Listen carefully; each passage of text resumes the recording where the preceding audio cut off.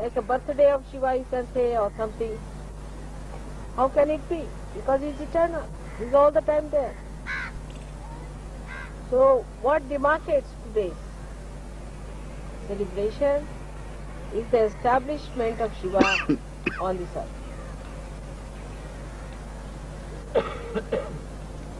In the material sense, every matter has been created with a deity, and that deity is established in that matter, as you know. So when it was thought by Adi Shakti that first we must establish Shiva. Without Shiva, you cannot establish him. First he is to be established, because he is the absolute. So you have to establish Shiva. And now what should we do? How to establish him? He is the God of Tamoguna. He is the cold. He is the God of all that is not active. So first of all, this earth, when it receded from the sun, which was very hot, was taken very near to the moon. The moon is the brother-in-law of Shiva. So it was taken so close to moon that the whole earth got covered with ice. And it was then gradually moved towards the sun. When it was moved towards the sun gradually, then it started melting. And the point that did not melt at all was the point where Shiva was to be established. That was predestined, that spot. And that spot is the Kailash. The ice never melts. And if you see, the whole mountain is like the face of Shiva. The eyes, the nose and everything you can see clearly jetting out. And all the year round it keeps its shape as.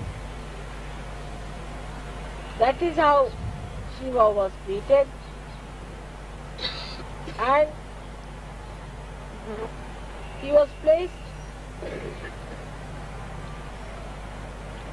in a witness state as the spectator of all that happens on this earth, facing towards the Kundalini of the universe, which they were going to place in India. So he is facing towards the south. He is looking at the south with both the hands like this, like a spectator watching the spectacle of the Adi Kundalini. That is how Shiva was created. So, though we say that the heart of the universe is England, still Shiva resides on top of this earth now. This is the sea.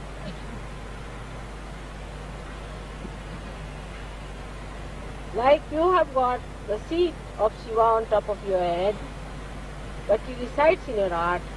In the same way, Shiva belongs to this place. And he looks at the whole body from this point. So the feet are the south, this is the north,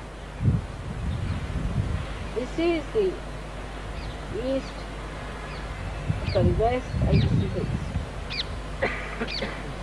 That is how we can see the whole map of the universe or the world that is created. So now, sit down. Don't stand up. Listen to my lecture now, don't take photographs. You must listen to my lecture attentively.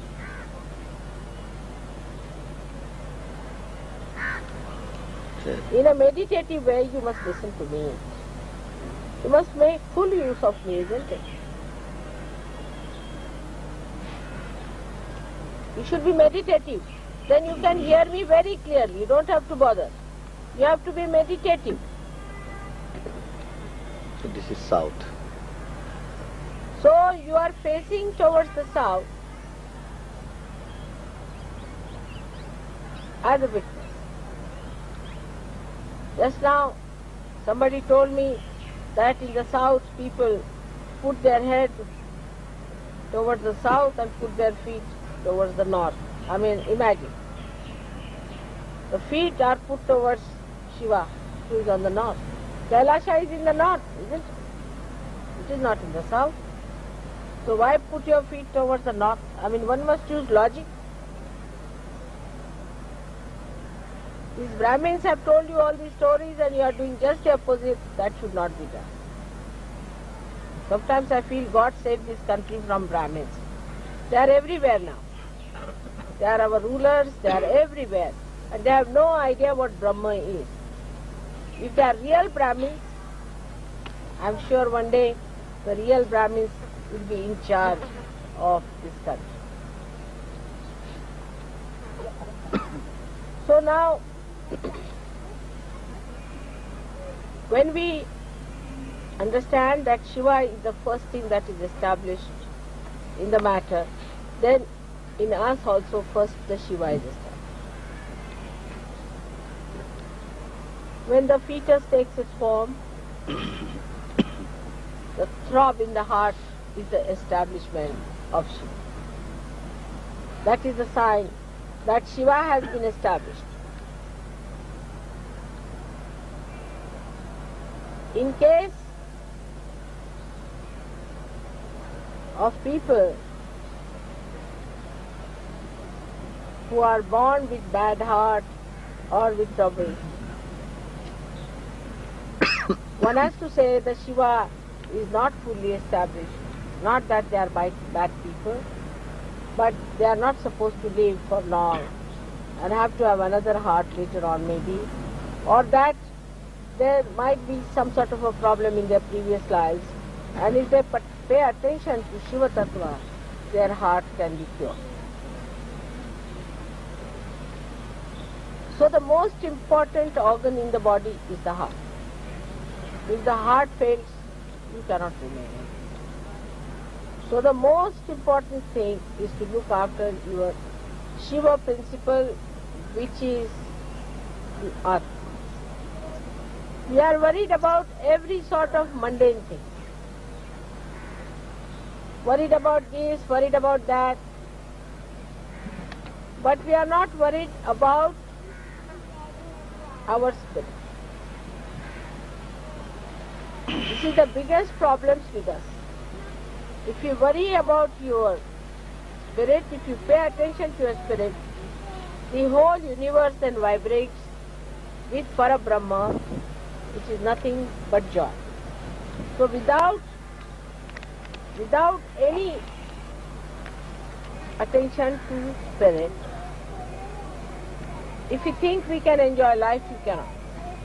You cannot enjoy your life if you pay attention to other nonsensical things and you do not pay attention to your spirit. The complete silence comes into us only through spirit. If a spirit is awakened within us, this silence starts working and you feel extremely relaxed and absolutely one with yourself. There is no problem. You don't seek other things that normally people seek. You seek your own company and you want to be sometime with yourself. Only thing that you seek after finding your spirit is the company of other Sahajogis who also have found the spirit. So there's a rapport established between spirit that is in the heart. And this spirit is the universal being within us, about which I have told you, that once you become one with the spirit, you automatically become universally conscious. There are so many qualities of the Shiva Tattva, of the principle of Shiva, that I need not tell you. But today I will tell you another dimension which I have not touched so far about Shiva Tattva. The physical aspect of Shiva Tattva is that such a person is a cold type of a person. In the sense that such a person is not a person who gives hot vibrations, but who has too much of it sometimes, not in balance, who overdoes it, develops a kind of a temperament which can be extremely cold. Could be low blood pressure with it, could be diarrhea also. Diarrhea also one can get with too much of spiritual stress. And also could be on the plump side because of the left side. Because left side is the kapha, as we call it. The kapha is the phlegm that is more. Because the left side is more, such a person is always apt to catch cold and has problems of the cold. So such a person has to protect oneself from getting into colds and things like that, and the methods to be employed are to be learned through Sahaja Yoga. But to give it a balance, the spirit itself is beyond health problems. But the left-sided person who always thinks of the spirit also can become one-sided when he has to live on this earth. He has to be a balanced person. So he has to take to another side, and that side is the activity of the spiritual growth within himself. A person who is very spiritually developed cannot exist as a Shiva Tattva on this earth. He has to exist as a balanced personality. And when he starts developing that balancing within himself, the spirit from his heart starts rising and goes on top of his head. So this is the second stage where one has to be. Here is the whole collectivity. So when you start taking your love and affection into your central nervous system, you can say, and put it on top of your head, that means as soon as you put it in your Virat, when it starts spreading through your Virata Shakti, through your collective being, then only you are a complete person.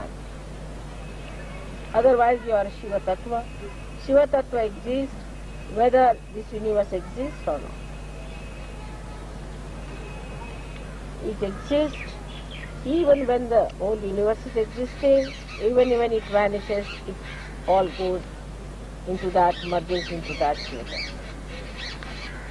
So a person who has a spiritual hankering must know that to raise your Shiva above the heart level, he has to raise it gradually onto a very detached method of existing on top of the surface, where there is a complete balance, complete balance. Many people I have seen in Sahaja Yoga are extremely loving, nice, very sweet persons. Like in Delhi, I would say people are not so harsh as in Bombay. Bombay people could be harsh, Pune people are little harsh also. But Bombay and Pune people are deeper. The reason is they have balanced themselves a little. And they have gone above their heart feeling, like sympathy. Don't be unkind to somebody, don't say anything harsh to somebody. Can be very, very funny also sometimes. Like yesterday I was sleeping in the place where you always sleep. Now if I was in any Bombay or Pune center, anywhere, you can't hear any voice, anywhere, nothing. Like a lion, like a tiger is in a forest, nobody will hear your voice. If there's a tiger, you can know for miles together there's a tiger somewhere. It's so silent. But if I am in Delhi, then everybody's talking. Somebody was talking about money, this, that. The whole time the jabbering was, even the Sahajogis from foreign had become Delhi Sahajogis. They were all talking so much, I was surprised. How did they take to this talking so much there? All were talking jagar jagar. On the contrary, if I am sleeping there, you all should have been in meditation, sitting down and doing meditation. Instead of that, everybody was busy with all the possible nonsensical topics as if they have no other chance to talk. And they were all jabbering, jab, jab, jab, jab. I didn't know what to say, and I didn't know what to explain. But this is what one has to know, that unless and until you raise your sympathetic attitude, like you tell somebody something, I have had such a problem in this business, say example, like this. I mean, what a topic, but it doesn't matter. If you start, I had a problem in this one, the another one, yes, I too had, see the sympathies. I too had such a problem, these people are so bad, that happened, we had the same problem, same talk. They are all, you see, talking about things which are irrelevant to Sahaja. Even relevant to Sahaja Yoga, you should not talk when I am there. I have to make humble request to all of you that the way you people sometimes behave is not good and is not congenial to Sahaja Yoga. Even to keep your mouth open in my front is not a good thing. And I don't want to tell you in such details, but it is so many things are there that you have to learn before you raise your Shiva Tattva from your heart. You are good at pleasing people, of organizing, you are excellent, you organize very well, there are no quarrels. Sahaja Yogis in Bombay quarrel quite a lot, and even Pune Sahaja Yogis are quarrels. But I must say Pune Sahaja Yogis are very deep, and Bombay Sahaja Yogis are very deep. Individually, they have achieved something. Now they have to go further than that, is to go a little bit in the heart again. This is the second descent they have to have, to feel more that way, because that way they are very, very strict with people. But you see, certain amount of strictness is to be accepted. For example, if somebody is told, don't touch mother's feet, one feels very bad. But this is a very mundane sort of an understanding of the mother. If she says, don't touch my feet, that's what you are supposed to do.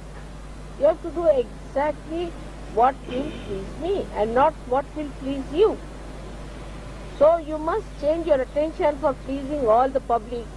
Some people say those who come first time, mother, we must not say this. You must. Certain thing you must say to them.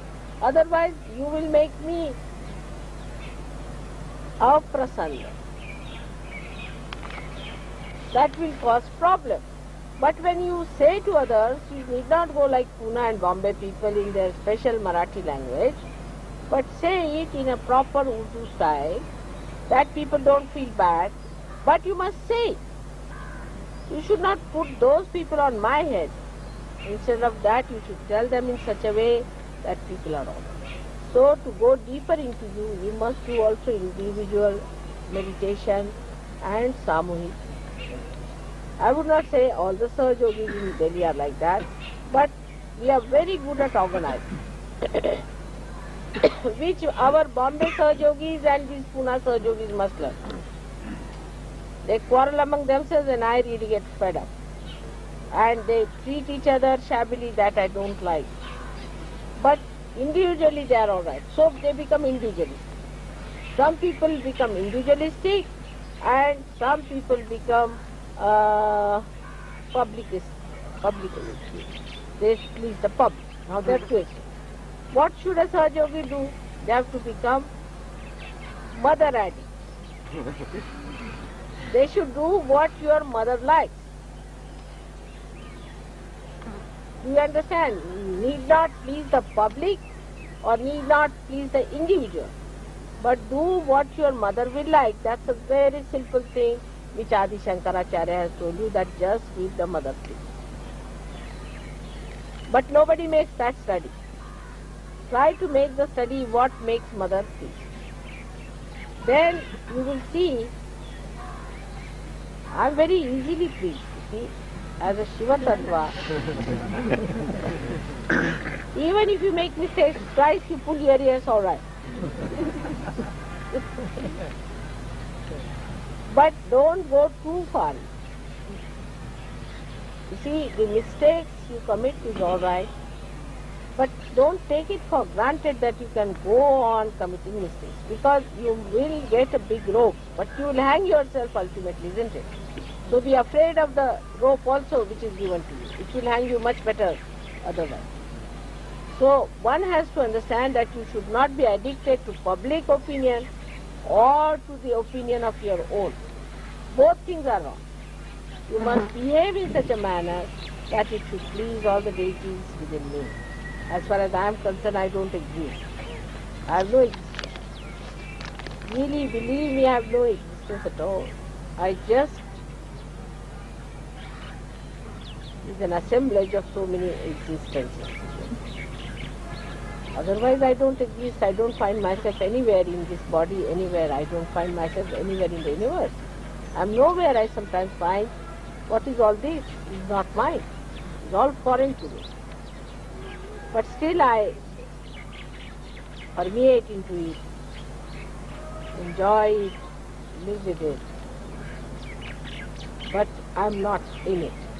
Nowhere. So if you just try to understand what pleases your mother, you will develop your dignity because I want you to be dignified. It will develop your joy because I want you to be joyous. It will give you more capacity to achieve more vibrations within yourself because that is what I am doing. Whatever is good for you, if you do that, it will please. So what I think is good for you, you may not think. You may have your own ideas, individualistic again, or maybe public-wise. Like I have told you that please don't arrange my program before 7 o'clock in the evening. Now you may say it won't suit our public. Doesn't matter. It doesn't suit me. That's the main point. Because I have certain timings when only I can really be very good. That time I have to give to somebody else. It's fixed. So you don't fix my timings according to yours. Morning time before 11 o'clock, no program should be fixed. Early in the morning if you fix at 5, I don't mind. I have certain timings which I have to use for some other purpose. So you have to understand that whatever suits me should be done because that is for your good also. Because there I am most beneficial. I am just telling you my own tricks so that you take more advantage of it. But they insist on that the people who are going to the office won't be able to come. Such people should not come at all. If there is a picture at 7 o'clock, they will go at that picture or not. Then why should you make your mother so cheap that it should suit their convenience? If there are few people, it is even better for us. We will have better accommodation in the kingdom of God. So don't make me cheap. That one should understand, not to cheapen me. Keeping the dignity of your mother, whatever is to be achieved, I agree that all the brothers and sisters must be heard, all the public must be heard, but we can't get rid of the kachras otherwise. You see. There are lots of things which are to be just thrown away. So we should not worry about the kachra part. Whatever is the best we'll have. But to have that also one should not speak harshly. Again I will say not to use harsh words. The way people get out, like that one should not talk. Change your language. You must educate yourself how to talk to people in a soft way, in a proper. That is very important for Sahaja Yoga. Because if you go on insulting, maybe you might insult some saint. So you should not do in that way. Understand it. And try to make your individual being so capable that when you go to the public, you are able to put the right perspective, right concept, the right conduct, the right behavior, and the right knowledge. Here I do not mean right rationally, right which is absolute. Shiva is the absolute. He is the giver of absolute knowledge. He knows what pleases me. The moment something will happen that will really displease me, he will shut the door. He is just watching this to please me. The moment he'll find that this is not working out, he'll stop the whole show and he'll say, shut it. Finish. So though I may say the spectator is Shiva, but he is just a judge and he sees those things. So try to be alright. A nice spectacle I try to make. Please Shiva, so he continues to be there, and this let universe be a nice playful thing in which you rise and attain that eternal life which is promised. But one has to understand what pleases others. Some people have a habit of just looking at me straight all the time. It's not the way to be done. Put your eyes down all the time. Just you cannot stare at me. It's stupid. Apart from stupidity, it will not please me. Will it please you if I start staring at you all the time? I don't stare at you. I try to please you by doing all kinds of things. Why don't you learn something from me, how I try to please? You can't do all these things, of course. I know. Because somebody says, Mother, we went there, a horse was given to us, this, that. This you cannot achieve yourself for me. See? If I have a difficulty, you can't solve my difficulty. Isn't it?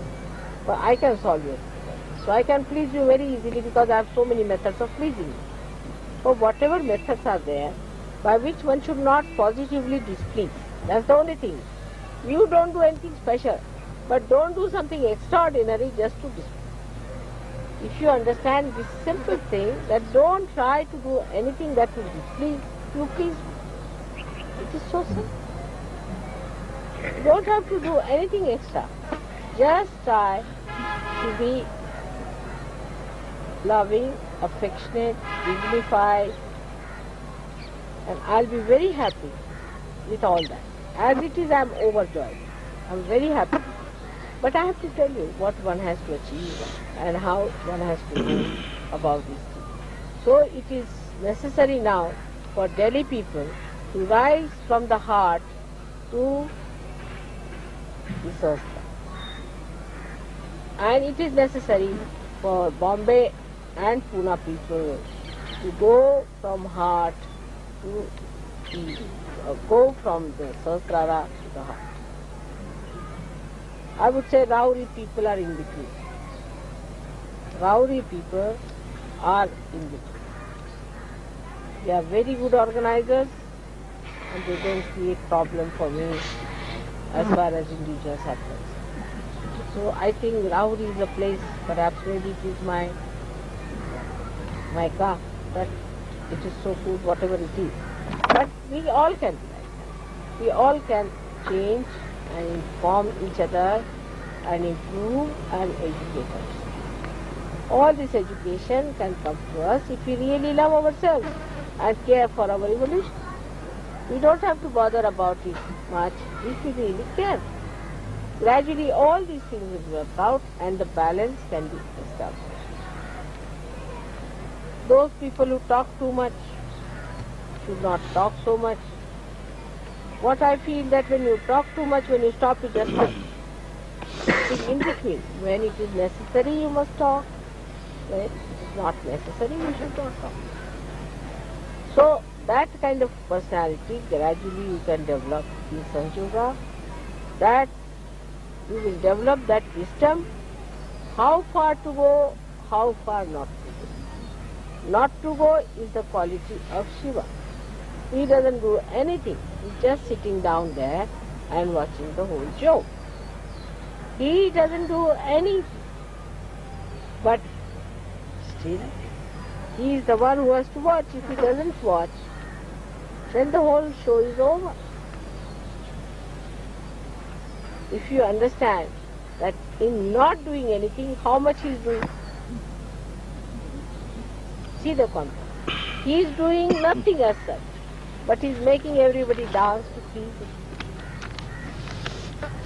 In the same way, in one shot you have both the nature. As Sahaja Yogi, you can achieve that kind of a balanced personality.